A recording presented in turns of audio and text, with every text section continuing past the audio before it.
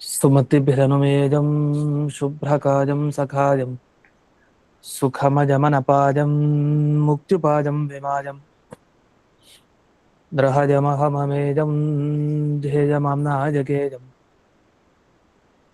सदजमसदजेजं श्रीसहाजं भजेजं तपस्वाध्यायशुश्रूषा कृष्णपूजारतं मुनिं विश्वेशमिष्टदं वन्दे परिम्राट् चक्रवर्तिनं श्रीगुरुभ्यो नमः हरिः ओम् लक्ष्मीकान्तं भुवराहं भजेऽहं बादरायणं वादिराजहृदं भोजमन्दिरं वाजिकन्धरं भीमसेनानन्दतीर्थवानरेन्द्रानहं भजे वादिराजगुरून् वन्दे वेदवेद्यगुरून् भजे गुरून् वेदनिधीन् वन्दे नारसिंहगुरून् भजे वन्दे नारायणाचार्यान् कर्णादिगणसेवितान् वन्दे वृन्दावनाचार्यान् हयग्रीवमुनीन् भजे शेषसीतापतिव्यासान् प्रणमामि गुरुप्रियान् वृन्दावनाद्य सम्प्राप्तज्ञानैश्वर्यानहं सदा रघुप्रवीराख्यगुरून् भजे ज्ञानादिसिद्धये श्रीमद्वृन्दावनाख्यानं व्याख्याने मन्दधीरहं यद्यप्यनधिकार्यस्मिन् तथापि गुरुवाक्यतः मया यदल्पं विज्ञातं तत्स्मृत्यर्थं निरूप्यते सन्तः सन्तु कृपावन्तो गुरुराजपदाश्रयाः भगवान् अव्यवहितभाविकल्पसमीरो लातव्याचार्यः सुरवर्यैः सम्प्रार्थितः श्रीनारायणेन आज्ञप्तः सन् भूमौ अवतीर्य वादिराजनामा यतिकुलतिलको भूत्वा दुर्वादिनो विजित्य युक्तिमल्लिकादीन् ग्रन्थान् विरचय्य सज्जनानां सम्यक् ज्ञानमुत्पाद्य अत्यक्तदेहः सन् वृन्दावनस्थो भूत्वा भक्तानाम् इष्टानिष्टप्राप्तिपरिहारसाधन अत्यर्थप्रसादजनक अपरोक्षज्ञानजनक परोक्षनिश्चयोत्पादक उपनिषदादिप्रतिपाद्य ऋजुभावं स्वस्य ख्यापयितुं वृन्दावनाख्यानं कुर्वन् कस्यचित् तदानीम् अकुशलदेशीयब्राह्मणस्वप्ने विश्वासयोग्यानां विश्वासमुत्पादयितुम् उपदिदेश विलीनप्रकृतितया अन्तरायविधुरोऽपि आचार्यवत् शिष्यान् ग्राहयितुं ग्रन्थादौ मङ्गलमाचरति हयग्रीवेत्यादिना हयग्रीवं चिदानन्दविग्रहं सदनुग्रहं दशग्रीवच्छिदं शापात् मणिग्रीवविमोचनम् ಈಗ 51ನೇ ಶ್ಲೋಕ. ಇಲ್ಲಿವರೆಗೆ ವಾಯುದೇವರ ಸ್ತೋತ್ರ ಮತ್ತೆ ಅವರ ಅವತಾರ ಸ್ತೋತ್ರ ಮುಗೀತು. ಈಗ ನೃಪಾನುಗ್ರಾಹಕಂ ರಾಮಂ ಪ್ರಣಮತಿ ಅಂತ ಒಬ್ಬ ರಾಜನಿಗೆ ಅನುಗ್ರಹ, ಭೂಪತಿಗೆ ಅನುಗ್ರಹ ಮಾಡುವಂತಹ ಆ ರಾಮನ ನಮಸ್ಕಾರವನ್ನ ಮಾಡ್ತಾರೆ. ಹಾಗ ರಾಮನ ಚಿಂತನೆಯನ್ನ ಮುಂದೆ ಶ್ಲೋಕದಲ್ಲಿ ತಿಳಿಸ್ತಾರೆ ಅಂತ ಒಬ್ರು ವಿವರಣೆಯನ್ನ ಕೊಟ್ಟಿದ್ದಾರೆ. ಹಾಗಾದ್ರೆ ರಾಮನ ಸ್ತೋತ್ರ ಈಗ ಮುಂದೆ. ಇದು ದೀರ್ಘವಾದ ಶ್ಲೋಕ, ಅಂದ್ರೆ ಮಧ್ವ ವಿಜಯ ತರ ಈ ಶ್ಲೋಕಗಳಿದು. ಈಗ ಬರೋದು 51ನೇ ಶ್ಲೋಕ.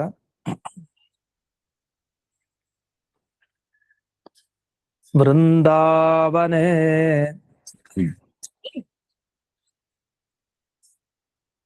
ಮದನ ಮರ್ದನ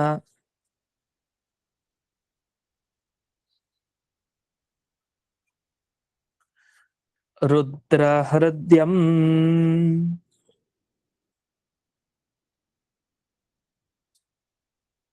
ಸದ್ಭಿಃ ಪ್ರವಂದಿತ ಪದಂ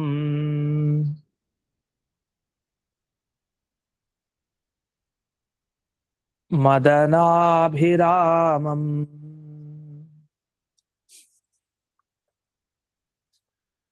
ವೃಂದಾರಕೇಂದ್ರ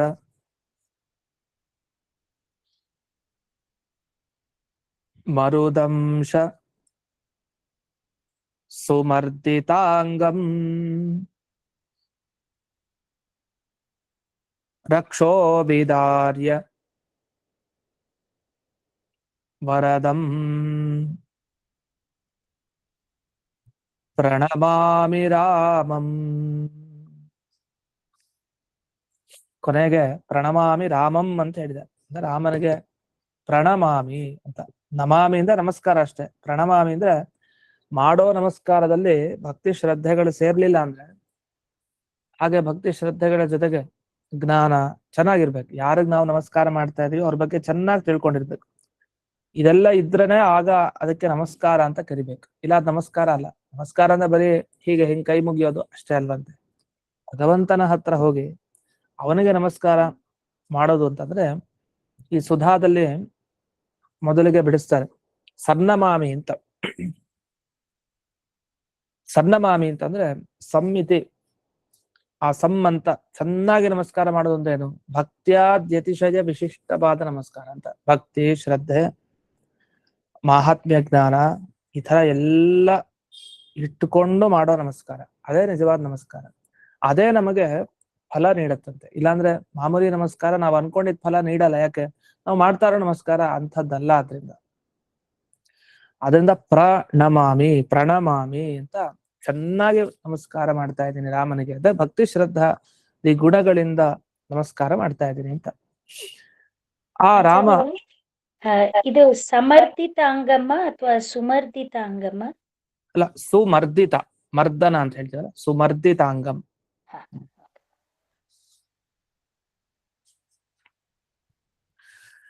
ಬೃಂದಾವನೆ ಮದನ ಮರ್ದನ ರುದ್ರ ಹೃದಯಂ.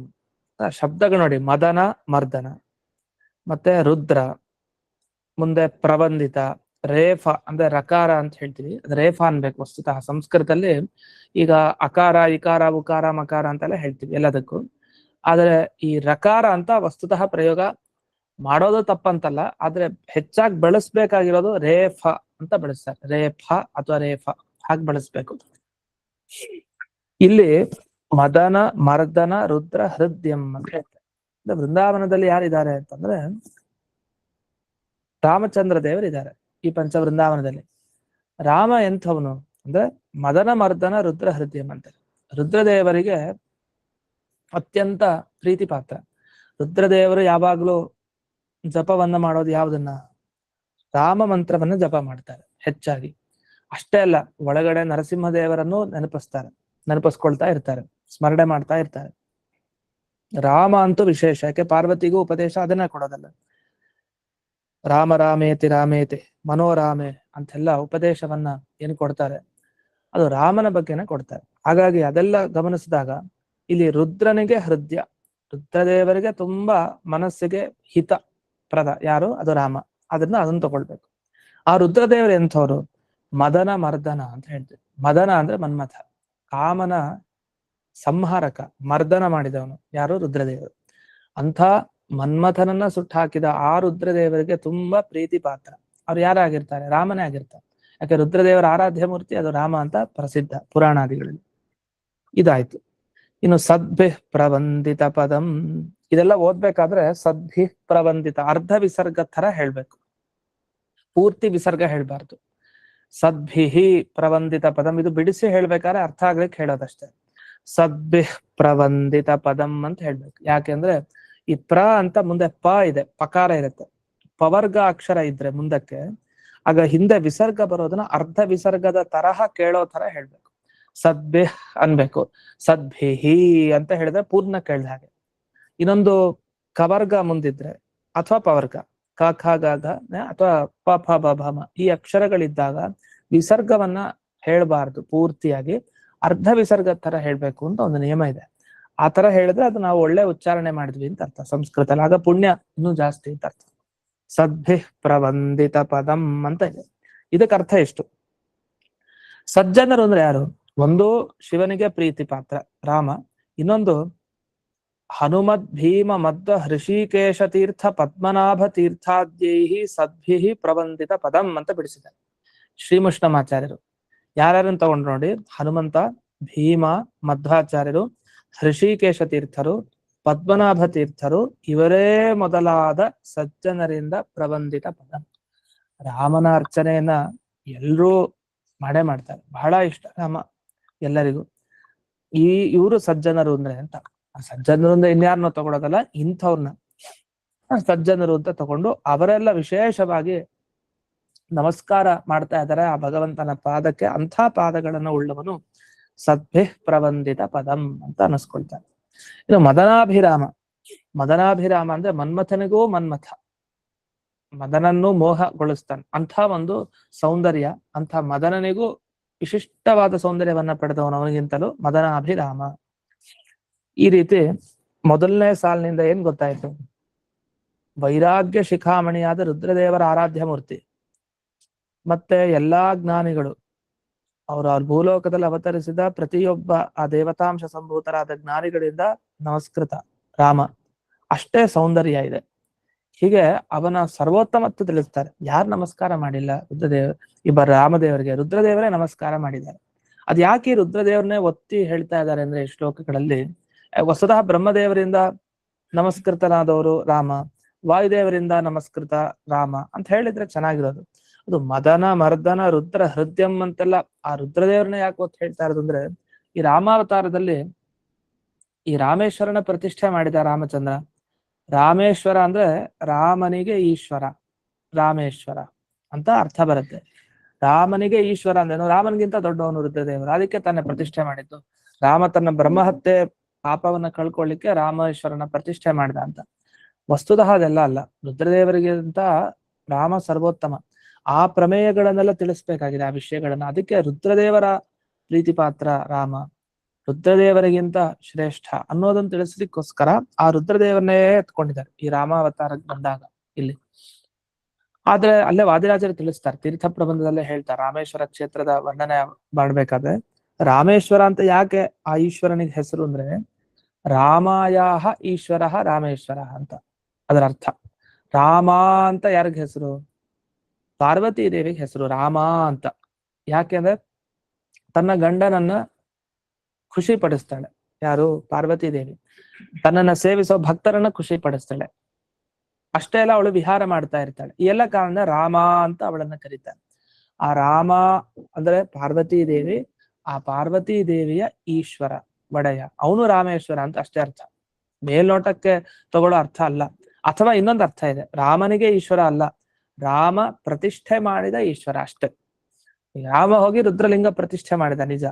ಹಾಗಂತ ಹೇಳಿದ ಕೂಡ್ಲೆ, ಪ್ರತಿಷ್ಠೆ ಮಾಡಿದ ಕೂಡ್ಲೆ ಅವನು ದೊಡ್ಡವನೇ ಆಗ್ಬೇಕು ಅಂತಿಲ್ಲ. ರಾಮ ಪ್ರತಿಷ್ಠೆ ಮಾಡಿದ ಈಶ್ವರ ರಾಮೇಶ್ವರ ಅಷ್ಟೇ ಹೊರತು ರಾಮ ಪೂಜಿಸುವ ಈಶ್ವರ ಅಲ್ಲ ಅಂತ ಅಲ್ಲಿ ವಾದಿರಾಜರು ಎರಡರ್ಥ ಹೇಳ್ತಾರೆ ಅದಕ್ಕೆ, ರಾಮೇಶ್ವರ ಅನ್ನೋ ಶಬ್ದಕ್ಕೆ. ಅದನ್ನೆಲ್ಲ ಮನಸ್ಸಿನಲ್ಲಿ ಇಟ್ಕೊಂಡು ಇಲ್ಲಿ ರುದ್ರ ಹೃದಯ ಅಂತ ಹೇಳ್ಬೇಕು. ರುದ್ರದೇವರಿಗೂ ಆನಂದ ನೀಡುವಂತ ರಾಮ ರುದ್ರದೇವ್ರನ್ನ ಆರಾಧನೆ ಮಾಡ್ತಾನೆ ಅಂದ್ರೆ ಹೇಗೆ? ಅದ್ ಸರಿ ಇಲ್ಲ ಅಂತ. ಇನ್ನು ಮುಂದೆ ವೃಂದಾರ ಕೇಂದ್ರ ಮರುದಂಶ ಸುಮರ್ದಿತಾಂಗಂ. ವೃಂದಾರ ಕೇಂದ್ರ ಮರುದಂಶ ಸುಮರ್ದಿತಾಂಗಂ. ವೃಂದಾರಕರು ಅಂದ್ರೆ ದೇವತೆಗಳು ಅಂತ ಅರ್ಥ. ದೇವತೆಗಳಲ್ಲಿ ಶ್ರೇಷ್ಠ ಇಂದ್ರ. ಯಾರು? ದೇವೇಂದ್ರ ಅಂದ್ರೆ ಇಂದ್ರದೇವರನ್ನು ತಗೊಂಡ್ಬಿಡ್ತೀವಿ. ಆದ್ರೆ ಆ ಇಂದ್ರನನ್ನ ಹೇಳ್ತಾ ಇಲ್ಲ ಇಲ್ಲಿ. ಎಲ್ಲಾ ದೇವತೆಗಳಲ್ಲಿ ಶ್ರೇಷ್ಠ ದೇವತೆ ಯಾರು? ವಾಯುದೇವತೆ. ಅದಕ್ಕೆ ಮರುದಂಶ ಅಂತ ಹಾಕಿದ್ದಾರೆ. ಮರುತ್ ಅಂದ್ರೆ ವಾಯು, ವಾಯುದೇವರ ಅಂಶ. ಆ ವಾಯುದೇವರನ್ನ ತಗೊಳ್ಬೇಕು ವೃಂದಾರ ಕೇಂದ್ರ. ಅಂತ ವಾಯುದೇವರು ದೇವತೆಗಳಲ್ಲಿ ಸಾರ್ವಭೌಮ. ಆ ವಾಯುದೇವರ ಅಂಶ ಯಾರು? ಹನುಮಂತ. ಆ ಹನುಮಂತ ಒಮ್ಮೆ ರಾವಣ ಸಿಕ್ಕಿದಾಗ ಚೆನ್ನಾಗಿ ಅವನ ಅಂಗ ಮರ್ದನ ಮಾಡಿದ. ಸುಮರ್ದಿತ ಅಂಗಂ, ಚೆನ್ನಾಗಿ ಮರ್ದನ, ಚೆನ್ನಾಗಿ ಅವನಿಗೆ ರಾವಣನಿಗೆ ಥಳಿಸಿದಾನೆ. ಯಾರು? ಹನುಮಂತ. ಅಂಥ ರಾವಣನ್ನ, ರಾಕ್ಷಸ ಏನಿದ್ದಾನೆ ಅವನನ್ನ ಸೀಳಿ ಹಾಕಿದವನು ಯಾರು? ಶ್ರೀರಾಮಚಂದ್ರ. ಹಾಗೆ ವರವನ್ನ ಕೊಟ್ಟವನು ಎಲ್ಲ ಸಜ್ಜನರಿಗೆ. ಅಂದ್ರೆ ಏನಾಯ್ತು? ಒಟ್ಟಿ ಶ್ಲೋಕದಲ್ಲಿ ಏನ್ ಹೇಳಿದ್ರು ಅಂದ್ರೆ, ರಾಮ ತಾನ ಅವತಾರ ಎತ್ತಿದ್ ಯಾಕೆ? ದುಷ್ಟರ ಸಂಹಾರ, ಶಿಷ್ಟರ ರಕ್ಷಣೆ. ಅದನ್ನ ಎರಡು ಶಬ್ದದಿಂದ ಹೇಳಿದ್ದಾರೆ. ಒಂದು ರಕ್ಷೋ ವಿದಾರ್ಯ, ರಾಕ್ಷಸನ್ನ ಸೀಳಿ ಹಾಕಿದ, ಸಂಹಾರ ಮಾಡಿದ. ವರದ, ಒಳ್ಳೆಯವರಿಗೆ ವರವನ್ನ ಕೊಟ್ಟ. ಹೀಗೆ ರಾಮ ತಾನು ವರ ಕೊಟ್ಟಿದ್ದು, ಹಾಗೆ ರಾಕ್ಷಸರ ಸಂಹಾರ ಮಾಡಿದ್ದು ನೆನಪಿಸ್ಕೊಂಡಾಗ ನಮ್ಮ ಅನಿಷ್ಟ ಕಳಿಯತ್ತೆ, ಇಷ್ಟ ಲಭ್ಯ ಆಗತ್ತೆ. ಈ ಅರ್ಥವನ್ನ ಈ ಶ್ಲೋಕದಲ್ಲಿ ತಿಳ್ಕೊಳ್ಬೇಕು. ಇಷ್ಟು ಈ ಅರ್ಥವನ್ನ ತಿಳಿಸಿದ್ದಾರೆ ಇಲ್ಲಿ. ಇಲ್ಲಿ ಇನ್ನೊಂದು ವಿಶೇಷ, ಒಂದೊಂದೇ ವ್ಯಾಖ್ಯಾನದಲ್ಲಿ, ಈಗ ಇದು ಸರಳವಾದ ಅರ್ಥ. ಇಷ್ಟು ವಿಶೇಷವಾದ ಅರ್ಥ ಏನು ಅಂದ್ರೆ, ರಾಮಾವತಾರದ ಬಗ್ಗೆ ಚಿಂತಿಸ್ತಾ ರಾವಣನನ್ನ ವಿದಾರ್ಯ ಸೀಳಿದಾನೆ. ವರ ಕೊಟ್ಟಿದ್ದು ಯಾರಿಗೆ ಅಂದ್ರೆ ವಿಭೀಷಣನಿಗೆ ಕೊಟ್ಟಿದ್ದು ವರ ಅಂತ ವಿಭೀಷಣನ್ ತಗೊಳ್ತಾರೆ. ವರ ಕೊಟ್ಟಿದ್ದು ಅಂದ್ರೆ ಇಲ್ಲಿ ಯಾಕೆ ವಿಭೀಷಣನ್ ತಗೊಳ್ತಾರೆ? ವಿಭೀಷಣನಿಗೆ ಅಲ್ಲಿ ಪಟ್ಟಾಭಿಷೇಕ ಆಯ್ತಲ್ಲ ಮುಂದೆ. ವಿಭೀಷಣ ಈ ಕಡೆ ಬಂದ್ಬಿಟ್ಟ ಪಕ್ಷಕ್ಕೆ. ಇದು ಅಣ್ಣ ಬೇಡ, ರಾವಣ ಬೇಡ ಅಂತ ಈ ಪಕ್ಷಕ್ಕೆ ಬಂದ. ಯಾರು ಒಪ್ಪಿಕೊಳ್ಳಿಲ್ಲ ಅವನನ್ನ, ಎಲ್ಲರೂ ನಿರಾಕರಣೆ ಮಾಡಿದ್ರು. ಶತ್ರು ಪಕ್ಷದಿಂದ ಬಂದು ಅವನ್ನ ಹೇಗ್ ತಗೊಳ್ಳೋದು ಅಂತ. ಆದ್ರೆ ಅವನಿಗೆ ವರ ಕೊಟ್ಟ ರಾಮ. ಹಾಗೇನಂದ, ಸ್ವಯಂ ರಾವಣನೇ ಬಂದು ಕ್ಷಮಿಸು ಅಂತ ಹೇಳಿ ನನ್ ರಕ್ಷಣೆ ಮಾಡು ಅಂತ ಕೇಳಿದ್ರೆ ಅವನಿಗೂ ಅಭಯ ಪ್ರದಾನ ಮಾಡ್ತೇನೆ ಅಂತಂದ. ಸಕೃದೇವ ಪ್ರಪನ್ನಾಯ ತವಾಸ್ಮೀತಿ ಚ ಯಾಚತೆ ಅಭಯಂ ಸರ್ವಭೂತೇಭ್ಯ ದದಾಮ್ಯೇತದ್ ವ್ರತಂ ಮಮ ಅಂತ ಹೇಳ್ತಾನೆ. ಅಂದ್ರೆ ಯಾರು ಒಮ್ಮೆ ನಾನ್ ನಿನ್ನವನು ಅಂತ ಬಂದು ಭಗವಂತನ ಪಾದಕ್ಕೆ ಬೀಳ್ತಾನೋ ಅಂಥವನು, ಅವನು ಶತ್ರುನೇ ಆಗಿರ್ಲಿ, ರಾವಣನೇ ಆಗಿರ್ಲಿ, ಅವನಿಗೆ ಅಭಯ ಪ್ರದಾನ ಮಾಡ್ತಾನೆ ರಾಮ. ಇಂಥ ವರ ಕೊಡೋ ರಾಮ ವರದಂ, ಯಾರಿಗ್ ವರ ನಿಜವಾಗಿ ಕೊಟ್ಟಿದ್ದು? ರಾವಣನ ಸಂಹಾರದಿಂದ ಈ ಕಡೆ ವಿಭೀಷಣನಿಗೆ ವರ ಕೊಟ್ಟ. ಅಷ್ಟೇ ಅಲ್ಲ, ಅವನ ಅಂತ್ಯ ಸಂಸ್ಕಾರ, ರಾವಣನ ಅಂತ್ಯ ಸಂಸ್ಕಾರ ಇದೆ, ಅದಕ್ಕೂ ರಾಮ ಸಹಕಾರ ಮಾಡಿದ.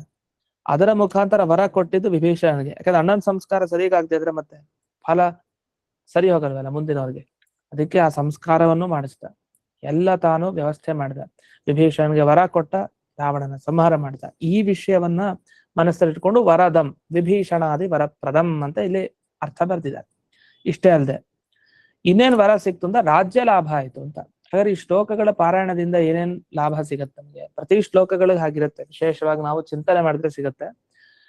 ಈ ಸಪ್ತವೃಂದಾವನಾಖ್ಯಾನದಲ್ಲಿ ಬಾಯಿ ಬಿಟ್ಟು ಹೇಳಿದ ಫಲ ಕೆಲವು ಕಡೆ ಮಾತ್ರ. ಅಂದ್ರೆ ಅಕಾಲ ಮೃತ್ಯು ಪರಿಹಾರ ಆಗತ್ತೆ ಇಷ್ಟು ಸ್ತೋತ್ರ ಪಾರಾಯಣ ಮಾಡೋದ್ರಿಂದ, ಹೀಗೆ ಒಂದೊಂದರಿಂದ ಇಷ್ಟಿಷ್ಟು ಮಾಡಿದ್ರೆ ಸಿಗತ್ತೆ ಅಂತ ಕೆಲವುದನ್ನ ಸೂಚನೆ ಮಾಡಿರ್ತಾರೆ. ಈ ರಾಮಾವತಾರ ವರ್ಣನೆ ಮಾಡಿದಾಗ ರಾಮ ಏನೇನ್ ಮಾಡ್ದ? ವರ ಕೊಟ್ಟ. ನಮಗೂ ಹಾಗಾದ್ರೆ ವರ ಕೊಡ್ತಾನೆ, ನಮ್ಗೆ ಯೋಗ್ಯತೆಗೆ ತಕ್ಕ ಹಾಗೆ. ನಮ್ಮ ಅನಿಷ್ಟ ಏನಿದೆ, ಈ ರಾವಣನ್ ತರ ಅನಿಷ್ಟಗಳು, ಅದನ್ನ ನಿವಾರಣೆ ಮಾಡ್ತಾನೆ, ಮತ್ತೆ ಅನುಗ್ರಹ ಮಾಡ್ತಾನೆ ನಮ್ಗೆ.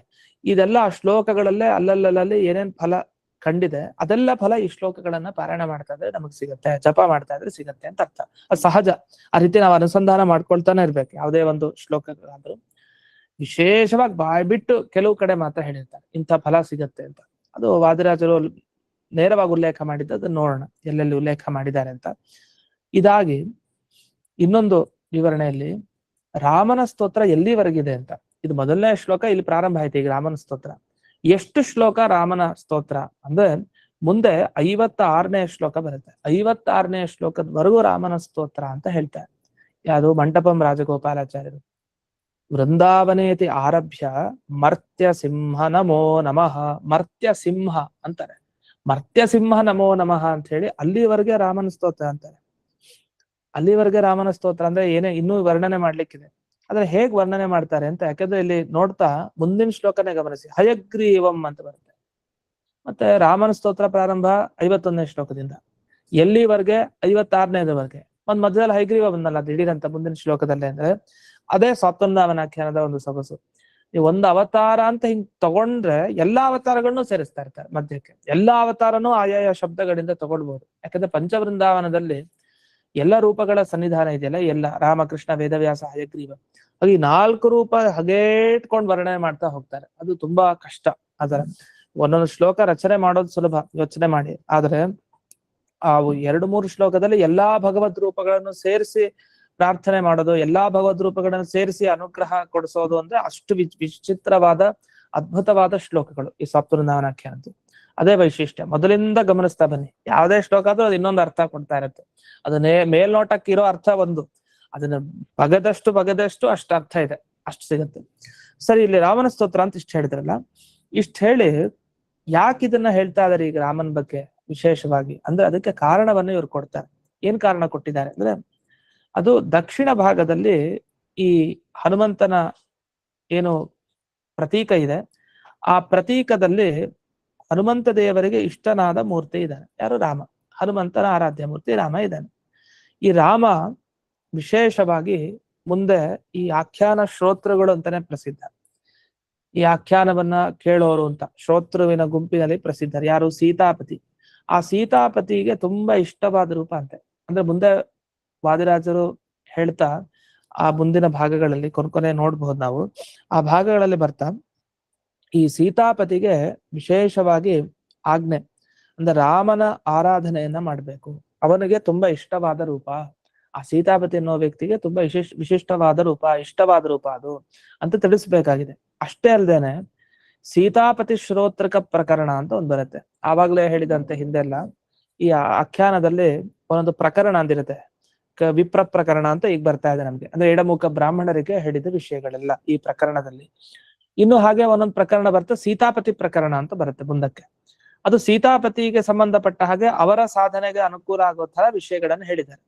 ಅಲ್ಲಿ ಹೇಳಿದ ಕಾರ್ಯ ಏನಿದೆ ಅಂದ್ರೆ ಅವ್ರು ಏನೇನ್ ಫಲ ಪಡಿಬೇಕಲ್ಲ, ಅದಕ್ಕೆಲ್ಲ ಅನುಕೂಲ ಈ ರಾಮರೂಪದ ಚಿಂತನೆ. ಅದರಿಂದ ಏನಾಯ್ತಂದ್ರೆ ಈ ರಾಮನನ್ನ ಇಲ್ಲಿ ಹೇಳಲಿಕ್ಕೆ ಕಾರಣ ಏನು, ಈ ಮೊದಲನೇ ಅಧ್ಯಾಯದಲ್ಲಿ ಇದು ಪೀಠಿಕಾ ಭಾಗ ಅಂತ ನಮಗೆ ಗೊತ್ತು. ಮುಂದೆ ಬರೋ ಎಲ್ಲಾ ಅಧ್ಯಾಯಗಳಿಗೆ ಅದು ಮೂಲ ಅಡಿಪಾಯ ತರ ಈ ಮೊದಲನೇ ಅಧ್ಯಾಯ. ಹಾಗಾಗಿ ಮುಂದಿನ ಅಧ್ಯಾಯದೆಲ್ಲ ಇಲ್ಲೊಂದು ಸ್ವಲ್ಪ ಸ್ವಲ್ಪ ಇದ್ದೇ ಇರತ್ತೆ ವಿಷಯಗಳು.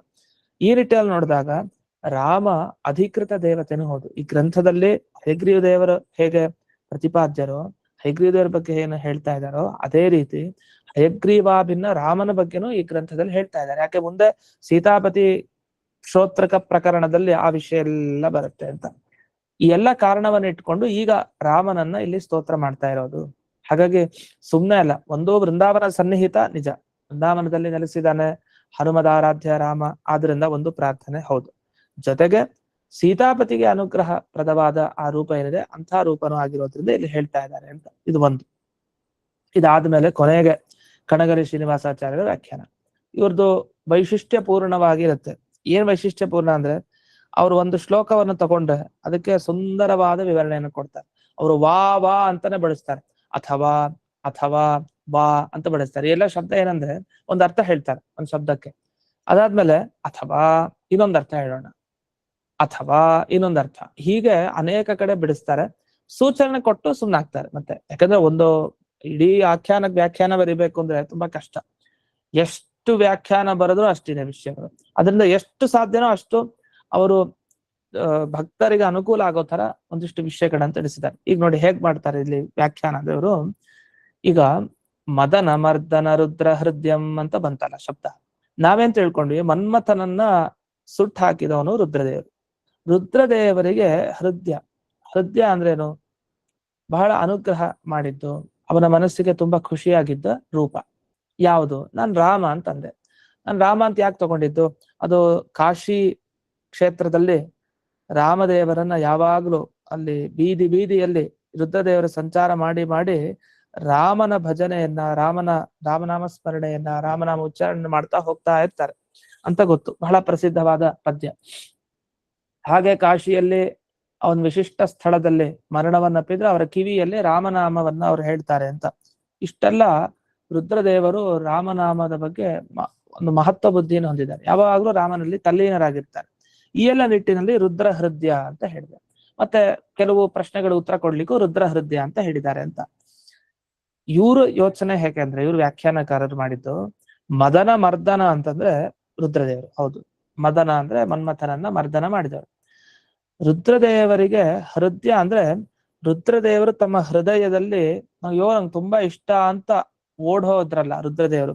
ಯಾವ ರೂಪ ನೋಡಿ ಓಡ್ ಹೋಗಿದ್ದವರು, ಮೋಹಿನಿ ರೂಪ. ಆ ಮೋಹಿನಿ ರೂಪದ ಬಗ್ಗೆ ತಗೊಂಡ್ಬರ್ತಾರೆ. ಈಗ ಮದನ ಮರ್ದನ ರುದ್ರ ತಸ್ಯ ಮೋಹಿನಿ ರೂಪೇಣ ಮೋಹಕತ್ವಾತ್ ಹೃದಯಂ ಪರಮ ಸುಂದರಂ ದಕ್ಷಿಣಸ್ಥಂ ರಾಮ. ಇದು ರಾಮ ಅಂದ್ರೆ ಸಾಮಾನ್ಯ ಅಲ್ಲ, ಆ ರುದ್ರದೇವರನ್ನ ಗೆದ್ದಿದ್ದಾರೆ ರಾಮ ಅಂತ ತೋರಿಸ್ಲಿಕ್ಕೆ ಇದು. ರಾಮೇಶ್ವರನ ಪ್ರತಿಷ್ಠೆ ಮಾಡಿ ರಾಮನಿಗಿಂತ ಈಶ್ವರ ದೊಡ್ಡವನು ಅಂತ ಹೇಳ್ಬೇಡಿ. ಅದೇ ರಾಮಚಂದ್ರ ತಾನ್ ಮೋಹಿನಿ ಅವತಾರ ಎತ್ತಿದಾಗ ಅದೇ ರುದ್ರದೇವರನ್ನ ಮೋಹಿಸಿಬಿಟ್ಟು ಅವರ ಹೃದಯದಲ್ಲಿ ಕೂತ್ಕೊಂಡ್ಬಿಟ್ಟ. ಎಷ್ಟು ಸುಂದರ ಅಂತ ಪಾರ್ವತಿ ದೇವಿನ ಬಿಟ್ಟು ಮೋಹಿನಿ ರೂಪದ ತನಕ ಓಡೋದ್ರು ರುದ್ರದೇವರು. ವಸ್ತುತಃ ಮದನ ಮರ್ದನ ಇವರು. ಮನ್ಮಥನನ್ನ ಸುಟ್ಟಾಕಿದ ರುದ್ರದೇವರವರು. ಮನ್ಮಥನನ್ನ ಸುಟ್ಟಾಕಿದ ರುದ್ರದೇವರು ತಮ್ಮ 3ನೇ ಕಣ್ಣಿನಿಂದ ಅಂಥ ರುದ್ರದೇವರನ್ನ ಮೋಹಗೊಳಿಸಿದಾನೆ ಆ ಮೋಹಿನಿ ರೂಪ ಭಗವಂತ, ಅವನೇ ರಾಮ ಅಂತ. ಯಾಕೆ ಮೋಹಿನಿ ರಾಮ ಯಾಕಾದ ಅಂದ್ರೆ, ರಾಮ ಅನ್ನೋ ಶಬ್ದಕ್ಕೆ ಮದನಾಭಿರಾಮ ಅಂತ, ಅದಕ್ಕೆ ಮುಂದೆ ಒಂದು ಶಬ್ದ ಬರುತ್ತೆ. ಅವನು ಮದನನಿಗೆ ಅಂತ ಅತ್ಯಂತ ಸುಂದರ ರಾಮ, ಆ ಮದನಾಭಿರಾಮನಾದ ರಾಮ. ಯಾಕಂದ್ರೆ ರಾಮನ ಸೌಂದರ್ಯವನ್ನು ರಾಮಾಯಣದೆಲ್ಲ ವರ್ಣಿಸ್ತಾರೆ, ತುಂಬಾ ಸುಂದರ ಅವನು. ಅಂಥ ಪುರುಷ ಸೌಂದರ್ಯ ರಾಮನಲ್ಲಿತ್ತು. ಜೊತೆಗೆ ಅದೇ ರಾಮ ತನ್ನ ಇನ್ನೊಂದು ಮೋಹಿನಿ ಅವತಾರದಲ್ಲಿ ಇಂಥ ರುದ್ರದೇವರನ್ನು ಮೋಹಗೊಳಿಸಿದ್ರಲ್ಲ. ಅವರ ಹೃದಯವನ್ನ ಗೆದ್ದಿದ್ರು. ಮೋಹಿನಿ ಅವತಾರ ಆದಾಗ ರುದ್ರದೇವರ ಹೃದಯವನ್ನ ಗೆದ್ದಿತ್ತು ಆ ರೂಪ, ಮೋಹಿನಿ ರೂಪ. ಆಮೇಲೆ ಕೊನೆಗೆ ಸೋತು ಅವರು ನಮಸ್ಕಾರ ಮಾಡ್ತಾರೆ ರುದ್ರದೇವರು, ಸಾಷ್ಟಾಂಗ ನಮಸ್ಕಾರವನ್ನ. ಈ ಎಲ್ಲ ವಿಷಯಗಳನ್ನ ಒಳಗೊಂಡಂತೆ ಈ ಪದಕ್ಕೆ ಅರ್ಥ ಮಾಡ್ಕೊಬೇಕು ಅಂತ ಇವರ ವ್ಯಾಖ್ಯಾನ. ಅಥವಾ ಇಷ್ಟಕ್ಕೆ ನಿಲ್ಲಿಲ್ಲ, ಇನ್ನೊಂದು ಅರ್ಥ ಹೇಳ್ತೀನಿ ಅಂತ ಶುರು ಮಾಡ್ತಾರೆ. ಏನು ಇದು? ಮದನ ಮರ್ದನ ರುದ್ರ ಅಂದ್ರೆ ಮನ್ಮಥನನ್ನ ಸುಟ್ಟಾಕಿದ ರುದ್ರದೇವರು ಅಂದ್ರೆ ಯಾರು? ಶುಕಾಚಾರ್ಯರು ಅಂತ ಹೇಳ್ತಾರೆ. ಈಗ ಶುಕಾಚಾರ್ಯರು ಹೇಗೆ ಮನ್ಮಥನನ್ನ ಸುಟ್ಟಾಕಿದ್ದಾರೆ ಅಂದ್ರೆ, ಶುಕಾಚಾರ್ಯರು ರುದ್ರದೇವರ ಅಂಶ ನಮಗ್ ಗೊತ್ತು. ಸಾಕ್ಷಾತ್ ರುದ್ರದೇವರೇ ಬಂದಿತ್ತು ಶುಕಾಚಾರ್ಯರಾಗಿ. ಆ ಶುಕಾಚಾರ್ಯರು ಮನ್ಮಥನನ್ನ ಸುಟ್ಟಾಕಿತ್ತು ಖಂಡಿತ ಸತ್ಯ. ಯಾಕೆಂದ್ರೆ ವೇದವ್ಯಾಸರು ಕೂಕ್ಕೊಳ್ತಾರೆ, ಅವರು ಜೊತೆಗೆ ಇರಲ್ಲ. ಶುಕಾಚಾರ್ಯ ಹೊರಟು ಬಿಡ್ತಾರೆ, ವೈರಾಗ್ಯದಿಂದ ಹೊರಟು ಬಿಡ್ತಾರೆ. ಎಷ್ಟು ಜನ ಸ್ತ್ರೀಯರು ಬಾಲಕರೆಲ್ಲ ಜೊತೆಗೆ ಬಂದವರು ಕಲ್ಲು ಎಸಿತಾರೆ ಶುಕಾಚಾರ್ಯ ಮೇಲೆ. ಏನು ಗೊತ್ತಿಲ್ಲರೋ ತರ ಹಾಗೆ ಹೋಗ್ತಾ ಇರ್ತಾರೆ ಅವ್ರ ಪಾಡಿಗೆ. ಸೀದಾ ಪರೀಕ್ಷಿತ್ ರಾಜನ ಹತ್ರ ಬರ್ತಾರೆ. ನಮಗ್ ಗೊತ್ತಿರೋ ವಿಷಯ. ಇದ್ರಲ್ಲಿ ಏನ್ ಗೊತ್ತಾಯ್ತು ಅಂದ್ರೆ, ಮನ್ಮಥನನ್ನ ಹತ್ರಕ್ಕೂ ಸೇರಿಸ್ಕೊಂಡಿರ್ಲಿಲ್ಲ ಅವರು. ಶುಕ ರೂಪದಲ್ಲೂ ಎಲ್ಲೋ ದೂರಕ್ಕೆ ಅವರು ಎಸ್ತು ಬಿಟ್ಟಿದ್ರು ಮನ್ಮಥನ. ಅಂದ್ರೆ ಕಾಮ ತುಂಬಾ ದೂರ ಅವರಿಂದ. ಆ ಮದನ ಮರ್ದನ ಆಗಿದ್ ಹೇಗ್ ಗೊತ್ತಾಯ್ತು? ಭಾಗವತ ಉಪದೇಶ ಮಾಡಿದ್ರಿಂದಲೇ ಗೊತ್ತಾಗುತ್ತೆ. ಅಷ್ಟು ಭಾಗವತ, ಅಷ್ಟು ಪ್ರಮೇಯ ರಹಸ್ಯ ವಿಷಯಗಳನ್ನ ಹೇಳ್ಬೇಕು ಅಂತಾದ್ರೆ ಎಂಥ ವೈರಾಗ್ಯದಿಂದ ಅವರು ದೇವರಲ್ಲಿ ಮನಸ್ಸನ್ನ ಇಟ್ಟಿರ್ಬೇಕು. ಇಲ್ಲಾಂದ್ರೆ ಆ ತರದ ಉಪದೇಶ ನೀಡ್ಲಿಕ್ಕೆ ಸಾಧ್ಯನಾ ಪರೀಕ್ಷಿತ್ ರಾಜನಿಗೆ? ಈ ರೀತಿ ರುದ್ರ ಅವತಾರಿ ಅಂದ್ರೆ ಶುಕಾಚಾರ್ಯರು. ಆ ಶುಕಾಚಾರ್ಯರ ಹೃದಯಕ್ಕೆ ಗೋಚರ ಆದವನು, ಆ ಹೃದಯಕ್ಕೆ ಪ್ರೀತಿ ಪಾತ್ರನಾದವನು ಯಾರು? ಶ್ರೀಕೃಷ್ಣಂ, ವೇದವ್ಯಾಸಂ, ಹಯವದನಂಚ ಅಂತ 3 ರೂಪ ತಗೊಂಡ್ಬಿಡ್ತಾರೆ ಈಗ ತಕ್ಷಣ ಇವರು. ಅದನ್ನ ಪಂಚವೃಂದಾವನ ಸನ್ನಿಹಿತ ರೂಪ ಅಂದ್ರೆ ಅಲ್ಲಿ ಎಲ್ಲಾ ರೂಪದ ಪ್ರಾರ್ಥನೆನೂ ಆಗತ್ತೆ ಇದು ಅಂತ ವಿವರಣೆಯನ್ನು ಕೊಡ್ತಾರೆ. ಇನ್ನೂ ಸ್ವಲ್ಪ ವಿವರಣೆ ಇದೆ ಈ ಶ್ಲೋಕಕ್ಕೆ. ಒಟ್ಟು ಕೊನೆಯದಾಗ ನಾವು ಈ ಶ್ಲೋಕಕ್ಕೆ ಏನ್ ಅರ್ಥ ಅಂತ ಆಮೇಲೆ ಆ ವ್ಯಾಖ್ಯಾನ ಎಲ್ಲ ನೋಡಿ ಆದ್ಮೇಲೆ ಮತ್ತೆ ನೋಡೋಣ ಅಂತ ಹೇಳ್ತಾ ಇಂದಿನ ಈ ಪಾಠವನ್ನ ಅಸ್ಮದ್ ಗುರುವಂತರ್ಗತ ವ್ಯಾಸರಾಜ ಗುರುವಂತರ್ಗತ ಭಾರತೀಯ ರಮಣ ಮುಖ್ಯ ಪ್ರಾಣಾಂತರ್ಗತ ಶ್ರೀಮನ್ಮೂಲ ಗೋಪಾಲಕೃಷ್ಣನಿಗೆ ಅರ್ಪಣೆಯನ್ನು ಮಾಡ್ತೇನೆ. ಶ್ರೀಕೃಷ್ಣ ಅರ್ಪಣಮಸ್ತು.